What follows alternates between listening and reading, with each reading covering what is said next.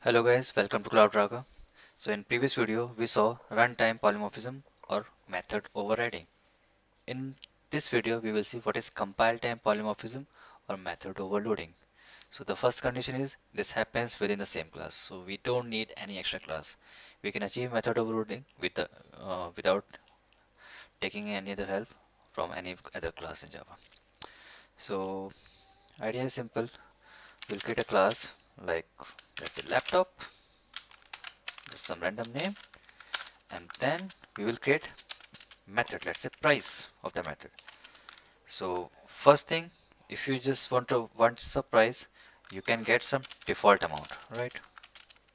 Some amount, let's say we call this default amount. If you want to consider the brand as well, right?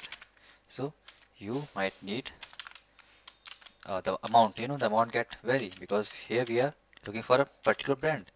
So price as per brand.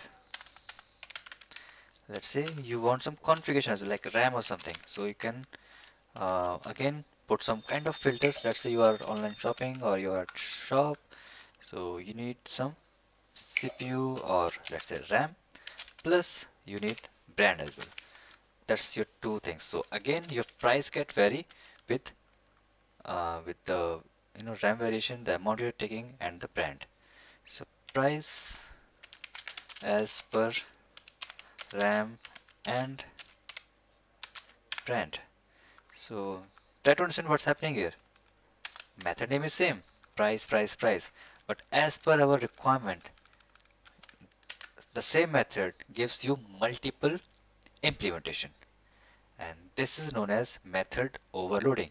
Same method name like multiple forms, but functional device is different. So if you just want to purchase a laptop, this is fine. But if you have some particular choice, so you can go for the brand, and if you want RAM plus brand, so you can go for this price method as well. So let's implement the same in next example. In next video we will see how to write this in program and test it. Thanks for watching this video guys, and if any question or doubt, feel free to write in your chat box. Let's meet in next video. Bye bye.